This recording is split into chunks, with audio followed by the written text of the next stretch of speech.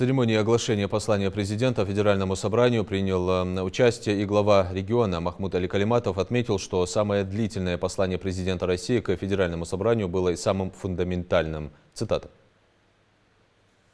Оно охватило все стороны развития страны, считая, что мы в преддверии глобальных перемен не только в стране, но и в мире. И Россия станет главным автором этих перемен. У нас есть все основания стать самой передовой страной, не находясь при этом в прямой зависимости от экономик США и Европы. Мы уже сегодня опережаем страны Большой Семерки по темпам роста экономики. Послание – это детальный план достижения указанных глобальных целей. В нем также заложены большие перспективы и для внутреннего прогресса страны. Президент заявил о продлении программы «Приоритет-2030» на 6 лет, в рамках которой будет создано 100 прогрессивных вузов и центров научно-технологического и социально-экономического развития страны. К 2030 году также планируется создать не менее 100 технопарков. Владимир Путин сделал еще ряд важных заявлений, касающихся запуска 5 новых нацпроектов: «Семья», «Продолжительная и активная жизнь», «Молодежь России», «Кадры», «Экономика данных». Будет продлена программа семейной ипотеки, модернизируют налоговую систему, новую программу расселения аварийного жилья,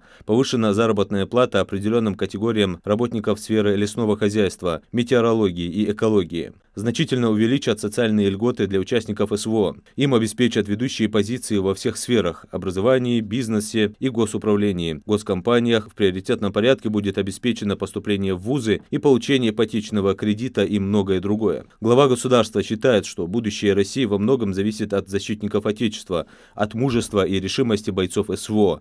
Владимир Путин поблагодарил всех граждан за солидарность и надежность. И наша задача – сохранять эти позиции в дальнейшем, стать надежной опорой для лидера нашего государства, который эффективнее всех умеет решать сложные задачи.